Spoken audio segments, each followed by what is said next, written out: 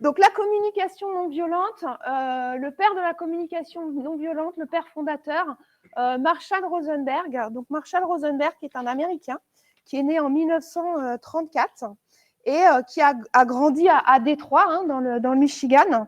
Et au moment où il s'est établi avec sa famille dans cette ville, il y a eu les tensions raciales, hein, qui ont dégénéré. Et alors, lui, il allait à l'école et en fait, sa couleur de peau, hein, l'a pas impacté par rapport à ces tensions raciales. Mais par contre, son patronyme, hein, Rosenberg, a été un véritable souci pour lui. Et à plusieurs reprises, il s'est fait traiter notamment de sale youpin. Alors, je cite, hein, voilà. Et il s'est fait tabasser pour ça. Voilà. Et c'est ce qui l'a en fait encouragé à s'intéresser à la communication non violente. Donc à partir de ce moment-là, il a essayé de trouver effectivement une manière d'exprimer, de s'exprimer, d'être en relation avec les autres qui puisse être apaisée et qui ne soit pas de la violence. Donc, il est parti effectivement de l'expression que toute critique, tout jugement, tout diagnostic est expression de la colère et la tragique expression d'un besoin insatisfait. Et on va voir comment, à partir de ça, il a développé en fait une méthode de communication où, du coup, les choses peuvent être plus apaisées. Et je vous montrerai aussi deux exemples que j'ai moi-même utilisés dans mon expérience. Où j'ai mis en œuvre en fait la communication non violente dans des interactions entre des individus. Du coup, il a travaillé avec Carl Rogers, ce monsieur. Il était docteur en psychologie. Il a travaillé avec Carl Rogers et il a mis au début des années 80 au point cette technique de communication non violente, qui est une technique de communication. Il a fondé un centre, etc. Et aujourd'hui, effectivement, il y a des milliers de personnes qui sont formées à la communication non violente à travers le monde. Il est décédé en 2015. Il nous a quand même laissé un bel héritage. Hein. On va voir que du coup, la CNV, c'est un moyen de communiquer qui favorise l'élan du cœur. Et la CNV va reposer sur 4 piliers qui sont l'OSBD, observation, sentiment, besoin et demande. On va voir ça un petit peu plus en détail, mais avant de rentrer dans le détail, en fait, la CNV s'appuie sur l'ouverture à l'autre et la bienveillance. Alors, la bienveillance, on en entend parler partout, c'est un mot qui est galvaudé, on dit oui, la bienveillance, il faut être bienveillant, etc., etc. Oui, effectivement, on peut se dire que c'est un concept aujourd'hui qui est mis à toutes les sauces. Cependant, pour moi, il reste un concept essentiel. Et la première des bienveillances à avoir quand on parle CNV, c'est de la bienveillance envers soi-même. Parce que la CNV, c'est certes un moyen de communiquer avec les autres, mais c'est avant tout un bon exercice pour mieux se connaître soi-même. C'est-à-dire que vous allez voir, on va voir ensemble les 4 phases de la CNV.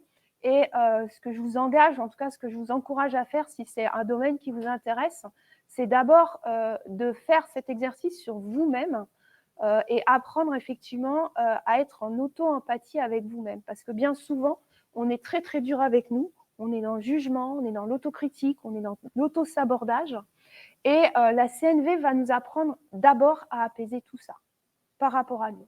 Et ce qui va nous permettre en fait par rapport aux autres d'être dans plus d'ouverture et dans plus du coup de bienveillance réellement envers l'autre et de rentrer en empathie pour avoir une communication équilibrée.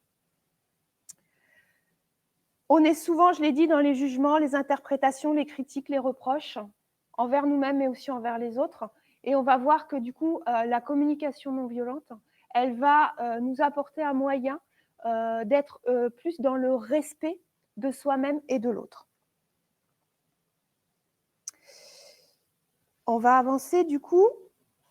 On va se baser sur 4 piliers. La communication non violente, s'il y a quelque chose à retenir, c'est ça, c'est OSBD. Hein, ce qu'on vient de voir, c'est observer le sentiment, le besoin et la demande. On va commencer par l'observation. L'observation, c'est quoi? C'est en fait de regarder ce qui se passe, mais regarder avec un regard très factuel, c'est-à-dire ne pas essayer de comprendre ce qui se passe, mais vraiment d'être dans une observation fine des faits. Donc, rester dans le factuel.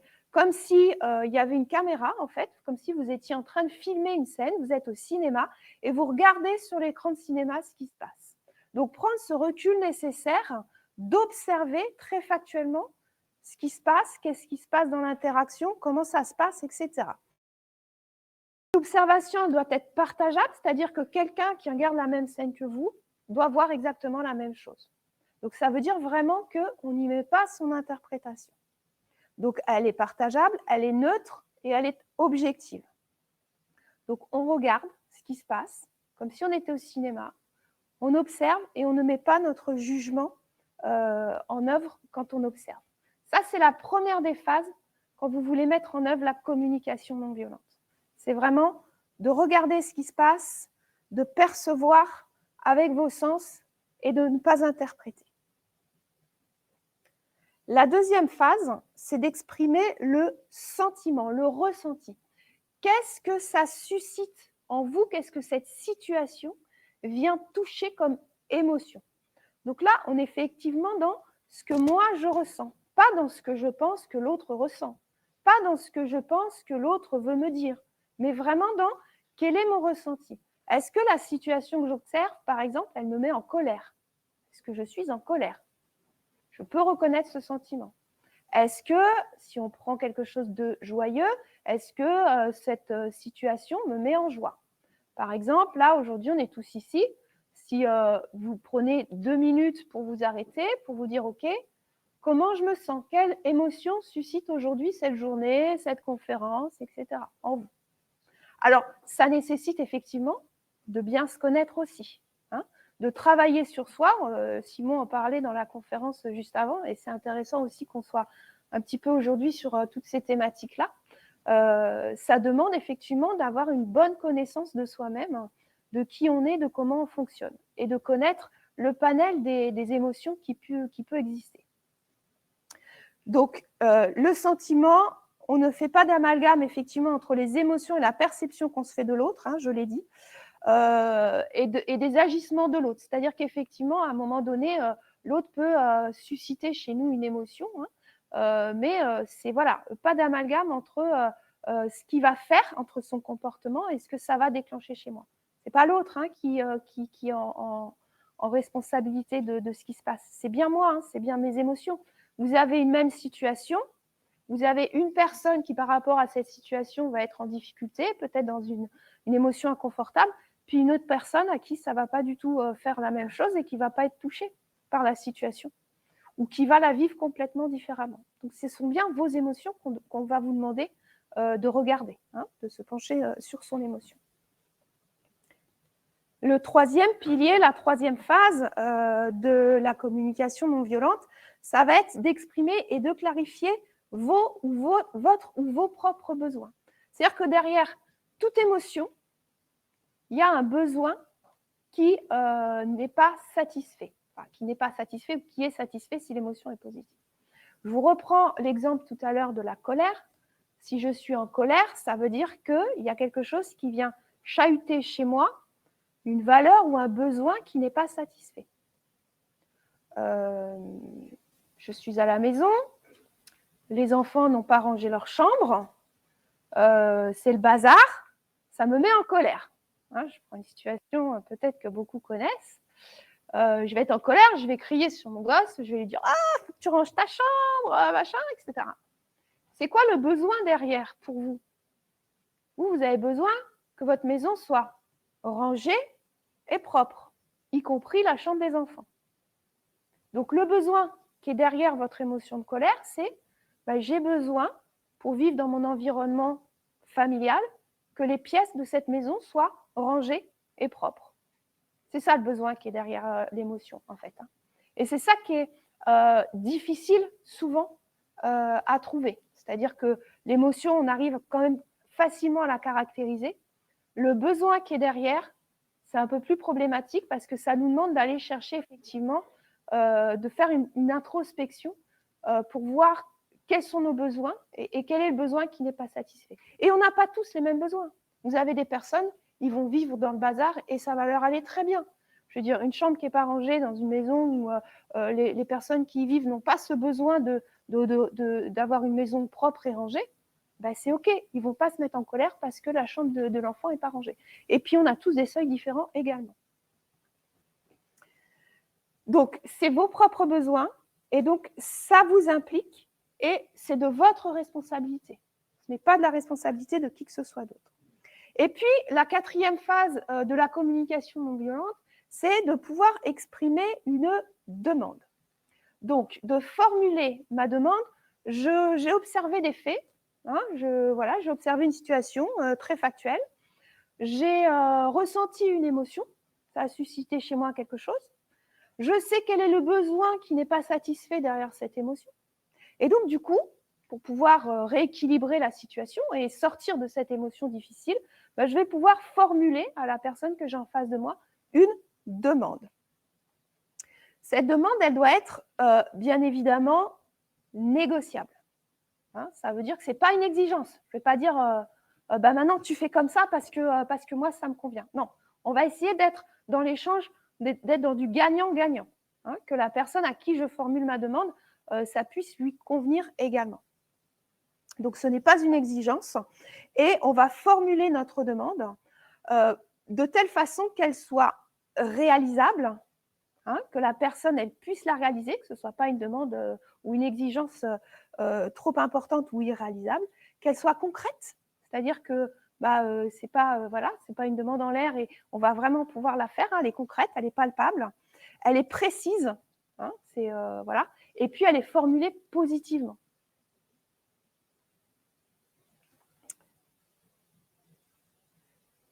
Donc, c'est un petit peu les 4 piliers de la communication non violente. Ce que je vais vous proposer maintenant, et c'est exceptionnel aujourd'hui, vous allez avoir le droit d'utiliser vos téléphones portables. On va faire une petite mise en pratique et on va aller jouer sous Klaxoon. Donc, pour ceux qui ne connaissent pas Klaxoon, c'est une plateforme de collaboration. Je vais vous demander de rejoindre du coup le petit quiz sur la communication non violente. Vous allez avoir les 4 phases et pour chacune des phases, on va vous demander si ça correspond bien, si les propositions qui vous sont faites, vous allez avoir des propositions de phrases, si elles correspondent bien aux éléments de chaque phase. Je vais vous remettre le premier. Voilà, celle-ci pour que vous ayez bien les 4 phases. L'observation. Donc, est-ce que sur le quiz, vous allez avoir 4 propositions? Ça va? Ça fonctionne pour tout le monde? Ah, pardon, excusez-moi. Hop.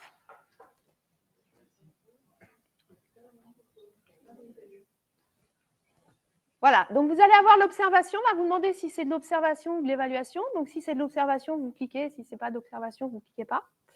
Et on va vous proposer sur ces 4 phases des petites phrases et vous allez pouvoir dire si d'après vous c'est de l'observation, c'est de l'évaluation, s'il y a de l'expression des sentiments.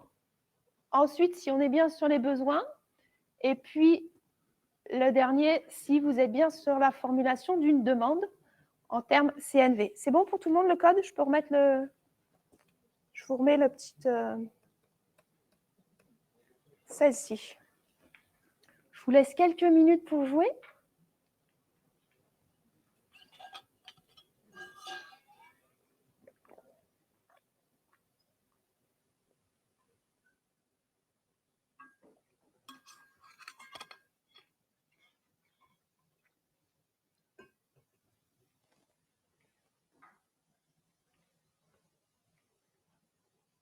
Alors, normalement, vous devez avoir à la fin votre petit résultat, votre petit score, et puis on va débriefer ensemble.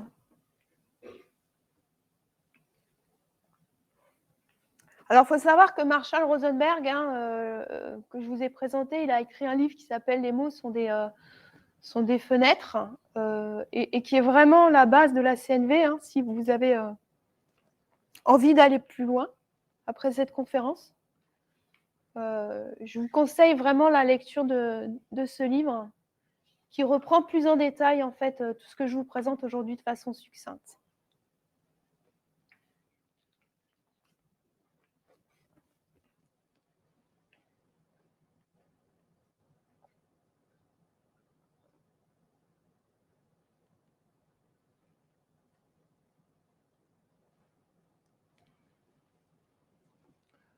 vous laisse encore peut-être une petite minute pour terminer le quiz.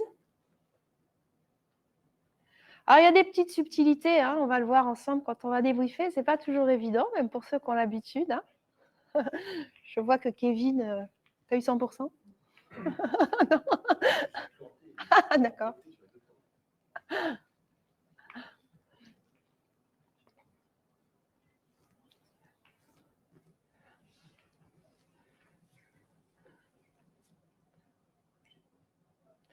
C'est un exercice, alors bien évidemment, on peut l'utiliser dans le domaine professionnel et on va le voir comment je l'ai mis en œuvre avec 2 exemples concrets, mais c'est vraiment quelque chose que vous pouvez utiliser au quotidien. Au début, c'est un peu une gymnastique d'esprit à avoir parce que c'est pas évident de se dire oh là là, faut que j'observe correctement les faits, que j'exprime mon sentiment, enfin mon ressenti, et puis derrière, quel est mon besoin qui n'est pas satisfait. Et de formuler la demande, ça peut paraître au départ un petit peu superficiel et compliqué, mais au fur et à mesure qu'on pratique, ça devient de plus en plus facile. Et pour ceux qui ont des enfants, vraiment, c'est un très, très bon exercice à faire avec les enfants aussi. D'arriver à mieux communiquer en famille avec ses enfants, même avec son conjoint hein, ou sa conjointe, c'est vraiment un exercice qui est... Alors, j'entends que ça discute dans la salle, donc je pense qu'on va pouvoir continuer et débriefer sur le quiz.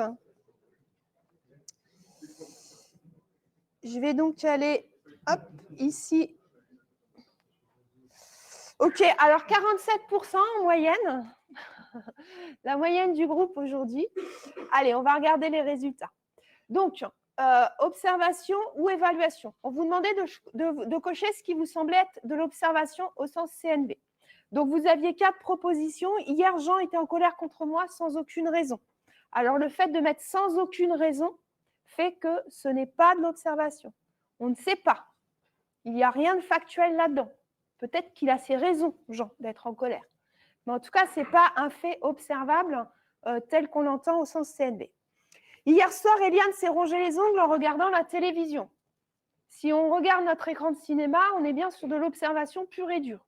On a vu hier soir Eliane en train de se ronger les ongles devant la télévision. Donc, on est bien sur de l'observation au sens de la communication non violente. Olivier ne m'a pas demandé mon avis pendant la réunion. Ben, pareil, on est bien sur de l'observation, c'est-à-dire que je constate que pendant cette réunion, Olivier n'a rien dit et notamment ne m'a pas demandé mon avis. On est sur de l'observation des faits. Et puis, mon père est un homme généreux. Alors là, qu'est-ce que ça veut dire être généreux? Pour certaines personnes, ça veut peut-être dire, je ne sais pas moi, donner beaucoup d'argent. Pour d'autres, ça veut dire donner de la richesse humaine. Pour d'autres, effectivement, les mots ont un sens. Hein, la sémantique est importante. Donc, mon père est un homme généreux, ce n'est pas du tout factuel. On pourrait dire, mon père m'a donné 100 000 euros. Et là, on serait sur du factuel. Ça va pour ça? Alors, je vais revenir hop, sur la suite. Exprimer ses sentiments. J'ai le sentiment que tu ne m'aimes pas. Ah, j'ai quand même 40% des personnes qui ont répondu que c'était une expression de sentiment. Alors, ce n'est pas parce que c'est marqué « j'ai le sentiment que » qu'on est sur l'expression d'un sentiment. Que tu ne m'aimes pas, ça, on est complètement dans de l'interprétation. C'est-à-dire, qu'est-ce qui me prouve que la personne ne m'aime pas? Elle est désagréable avec moi, mais peut-être qu'elle a eu une mauvaise nouvelle ce matin et que ce n'est pas contre moi. Ce n'est pas parce qu'elle ne m'aime pas. C'est peut-être parce qu'elle-même n'est pas dans des bonnes énergies.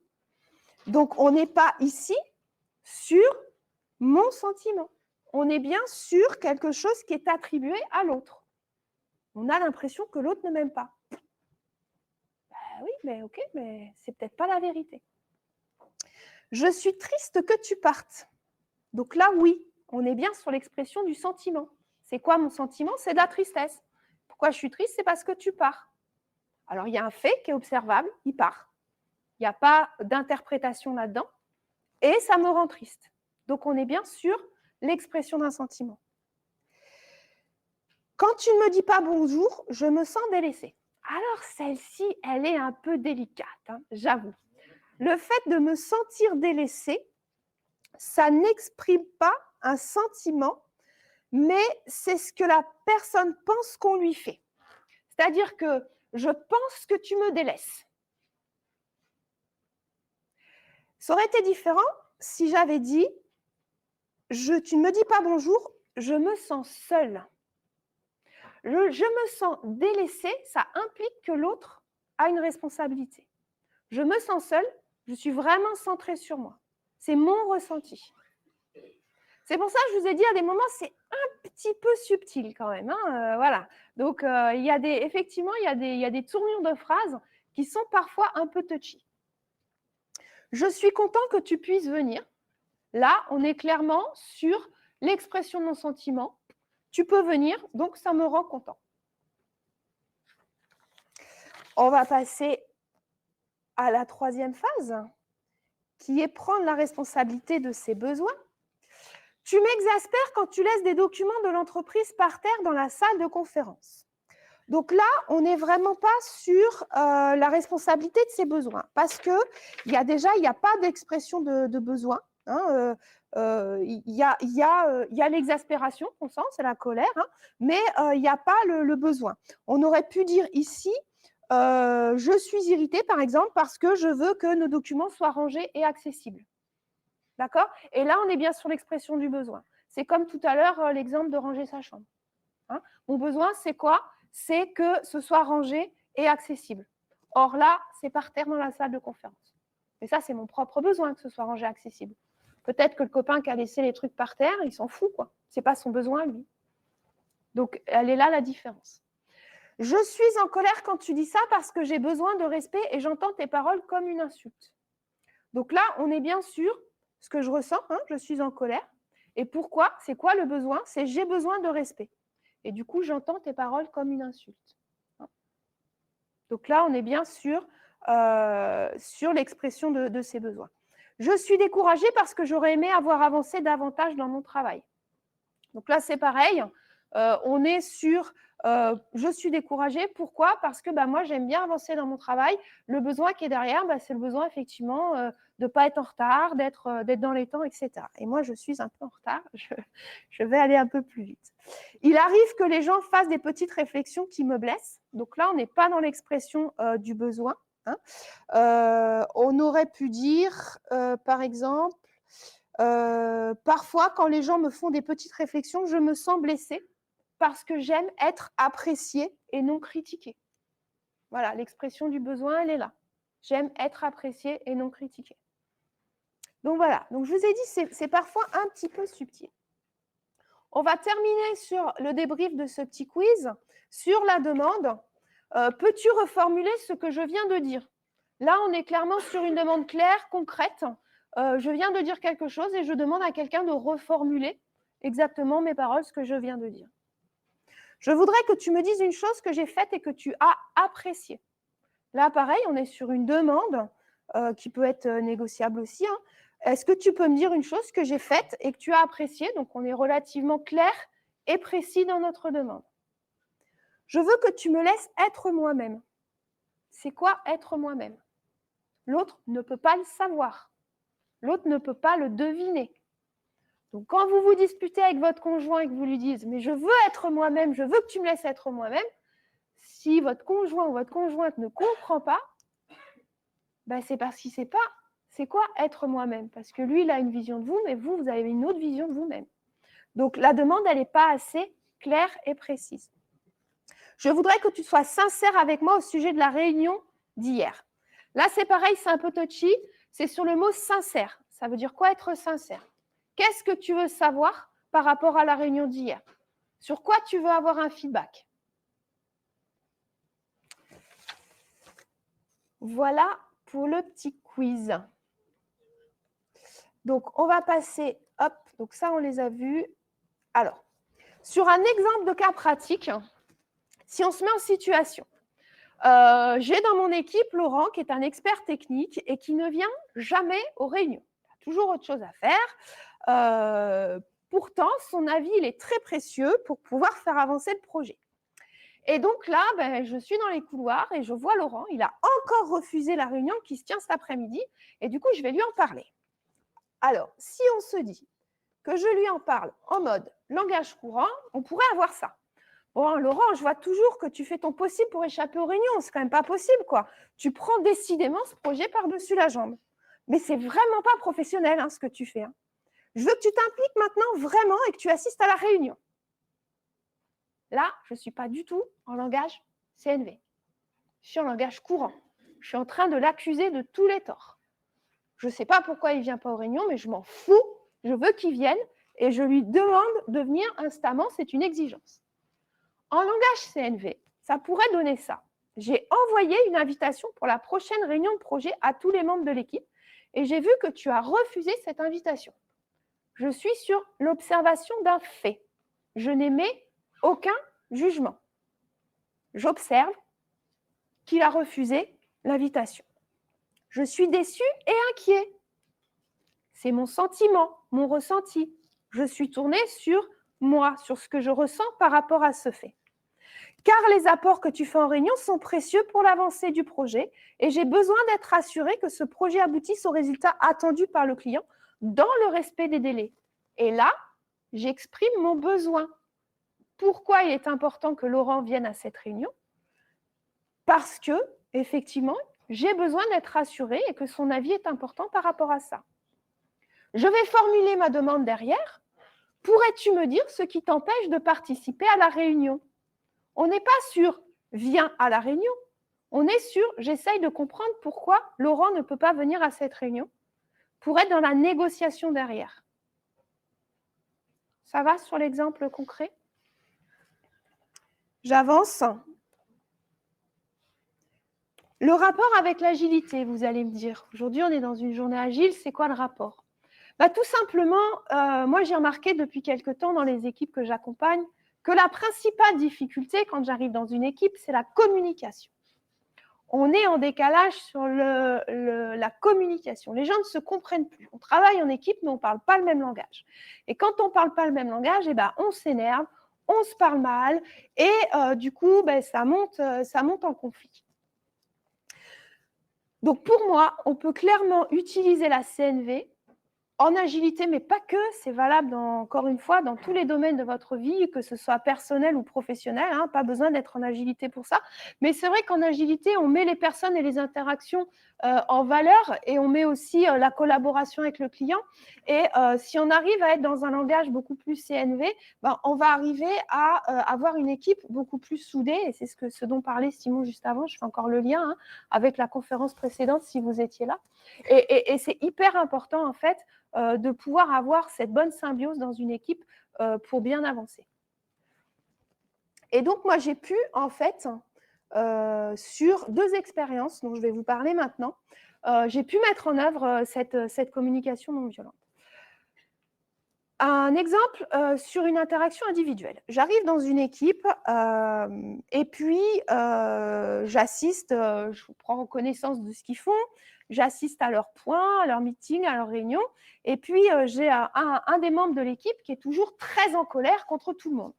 Mais à tel point qu'il insulte les gens dans les réunions.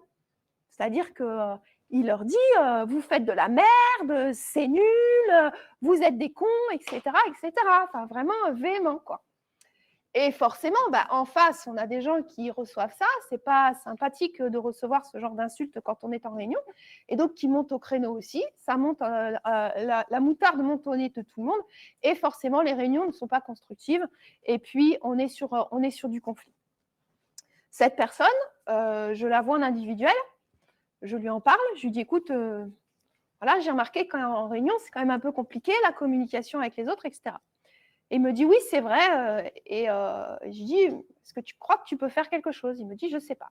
Bon, on laisse passer quelques jours. Puis il revient vers moi, puis il me dit, Céline, j'ai réfléchi.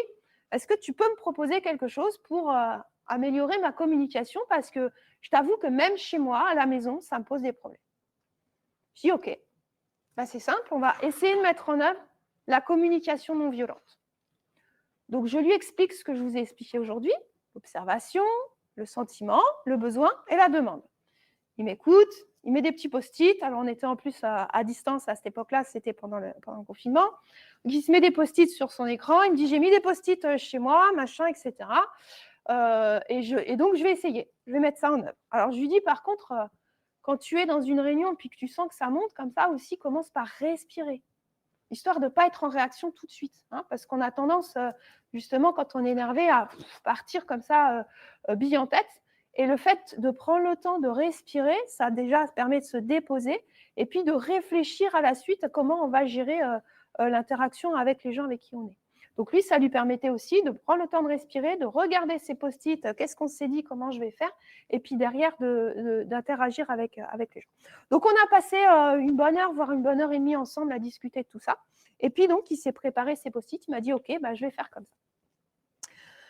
Je continue à les accompagner, j'assiste à d'autres points avec eux et je constate effectivement que cette personne, dans les réunions, devient beaucoup plus posée, a une communication beaucoup plus adaptée et du coup, plus de violence en fait dans ses propos, plus d'insultes. Et au final, il arrive à mieux communiquer avec les personnes avec qui il travaille et à faire des demandes qui soient négociables, claires et précises en prenant en compte ses propres besoins. Je débriefe avec lui quelques jours plus tard. Il me dit, écoute Céline, mais même à la maison, ça va mieux, ça me permet de m'apaiser dans qui je suis et de faire retomber en fait ma colère. Il avait beaucoup de colère en lui et du coup de mieux vivre aussi dans son quotidien. Voilà, donc ça c'était le premier exemple que je voulais vous partager. Et le deuxième exemple, c'est sur la gestion de conflits. Donc là, on était sur l'interaction entre deux personnes, vraiment. Alors, c'est toujours la même chose, c'est deux personnes qui n'arrivaient pas, qui n'étaient pas au même niveau de communication, qui n'arrivaient pas à discuter ensemble. Il y en a un qui était en difficulté sur ce qu'il faisait et il demandait de l'aide à l'autre, mais l'autre n'avait jamais le temps de lui donner du temps pour l'aider. Et donc, du coup, il l'envoyait paître à chaque fois. Il disait, j'ai pas le temps, débrouille-toi, machin, etc. Et donc, le premier faisait comme il pouvait. Et puis, quand il en référait au deuxième, le deuxième disait, mais t'as fait de la merde, c'est nul, etc. Bon, voilà. Donc, on était clairement sur une gestion de conflit entre deux individus qui n'arrivaient plus d'une même équipe, mais qui n'arrivaient plus à travailler ensemble parce que, à force, c'était monté. Et du coup, ouais, je lui demande de l'aide, il n'a jamais de temps. Oui, mais enfin bon, moi, j'ai autre chose à faire. Tu es toujours en train de me solliciter. Puis quand tu fais, je suis obligée de repasser derrière, etc. J'ai fait, OK, les gars, on se calme. Hop, on va faire une petite médiation. On se met tous les trois autour de la table et puis on discute. Comment on a discuté? J'ai dit, voilà, vous allez chacun m'exprimer quel est votre problème? Pourquoi aujourd'hui on est là? Qu'est-ce qui se passe dans votre communication? Quels sont les faits? Donc, on prend un peu de recul, on regarde les faits. Chacun exprime le fait de son point de vue et je m'assure que l'autre partie est d'accord sur ces faits-là. C'est-à-dire qu'on reste sur du factuel et quand on reste sur du factuel, l'autre ne peut rien opposer en fait. Si on reste sur du factuel, c'est clairement, c'est observable, c'est neutre, il n'y a pas de jugement, donc on reste sur du factuel. OK. OK, qu'est-ce que vous en pensez? Qu'est-ce que ça suscite en vous comme émotion? Donc pareil, je demande à chacune des parties de me dire ce fait-là, ce qui se passe entre vous, cette relation, qu'est-ce que ça suscite en vous? Moi, je suis en colère parce qu'il il me demande toujours des trucs. Oui, moi aussi, je suis en colère parce que quand je te demande, tu m'envoies bouler, etc. OK. Donc, on avait deux personnes en colère. OK. Alors, quel est le besoin qui n'est pas satisfait derrière? Et c'est là que c'est super intéressant parce que on va voir qu'il y avait un besoin pour la première personne qui demandait de l'aide d'être accompagnée et de pouvoir avoir des réponses à ces questions. Et la deuxième personne avait besoin de temps pour travailler et ne pouvait pas forcément lui répondre tout de suite.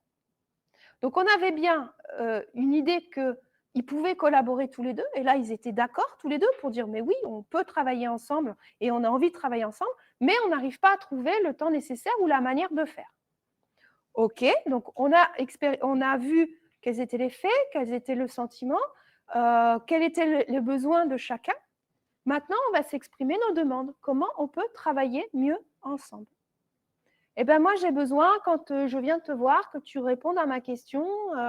OK, moi, j'ai besoin, quand tu viens me voir, de pouvoir différer éventuellement ma réponse. Parce que parfois, je n'ai pas le temps. OK, donc on a trouvé un terrain d'entente. J'ai proposé aussi que quand il y avait une demande comme ça et que la personne ne pouvait pas répondre tout de suite, qu'on fasse peut-être une petite trace écrite, petite demande écrite, pour garder la trace et que l'autre sache qu'à un moment donné, il va devoir traiter la question du collaborateur pour l'aider à avancer. Et ce qui va lui faire gagner du temps aussi, puisque du coup, il ne va pas être obligé de reprendre son travail derrière parce que c'était mal fait ou parce que la personne n'avait pas eu les réponses à sa question. Donc voilà 2 exemples concrets de mise en œuvre de la CNV dans un cadre professionnel dans l'accompagnement des équipes. Mais après, vous avez multitude d'expériences, je pense, à vivre avec la CNV, où vous pouvez mettre ça en œuvre, encore une fois, déjà dans la vie quotidienne. Est-ce que vous avez des questions avant d'aller déjeuner? Ou des remarques? Est-ce qu'il y en a qui connaissaient la CNV parmi vous? Isalie? Oui. Oui. Alors, on est d'accord que ça change quand même relativement notre modèle de communication, surtout notre spontanéité dans un premier temps. Tout à fait. Je pense qu'on a plusieurs à se dire que ça ne va pas être évident à appliquer. Pas facile à appliquer. Comment on peut commencer du coup à les mettre en place en faisant pas nécessairement de Oui, c'est une bonne question. C'est vrai qu'au début, ça demande de l'exercice. Et c'est pour ça que je vous ai dit qu'au début, ce qui est important aussi, c'est envers soi-même. Si on revient sur un des premiers slides, hop, si je reviens ici, hop. Quand on est là, la communication non violente, c'est d'abord envers soi-même. Et donc, on peut déjà s'entraîner à faire ça avec nous-mêmes. C'est-à-dire que quand il y a quelque chose qui vient nous heurter, qui vient nous mettre en colère, qui vient susciter une émotion négative, ok, je me pose et je vais réfléchir à c'est quoi mon besoin, d'accord? Et derrière, alors évidemment, je ne vais pas formuler une demande à moi-même, encore que je pourrais, mais je pourrais essayer de me dire, ok, dans cette situation-là, comment je pourrais formuler ma demande? Et ça va déjà t'habituer en fait à prendre cette habitude parce que le plus dur, c'est la demande à formuler, finalement, elle va venir assez facilement si tu sais détecter l'émotion et le besoin qui sont derrière. Parce que c'est ça le plus compliqué à trouver. Et un très bon exercice, mais vraiment, c'est en famille, quoi, avec les enfants, avec le conjoint. C'est vrai qu'au début, c'est ok, alors je pense, machin, etc., il faut que je formule ma demande. Et même si au début, c'est pas parfait, c'est pas grave. T'essayes en fait. Et tu vois comment l'autre réagit. Et moi, je trouve ça hyper intéressant, effectivement, dans la sphère familiale, dans la sphère privée, de commencer à mettre en œuvre la communication non violente dans ce cadre-là, parce que ça va vous ouvrir plein de champs des possibles. Et avec les enfants, c'est formidable, hein. Vraiment. C'est un très bon exercice. Donc, bibliographie, les mots sont des fenêtres de Marshall Rosenberg. Pour aller plus loin sur toutes ces notions-là. Et vous trouverez aussi sur Internet plein de choses. Alors en France, c'est Issa Padovani, hein, qui est vraiment la personne la plus moteur sur ces questions-là de CNV. Je crois qu'elle anime le club CNV France. Faut savoir qu'il y a des formations qui sont données en CNV. Là, je vous ai fait une rapide introduction, mais il y a vraiment des formations beaucoup plus globales pour apprendre à utiliser la CNV au quotidien. Voilà, je vous remercie. S'il n'y a pas d'autres questions. Merci à tous.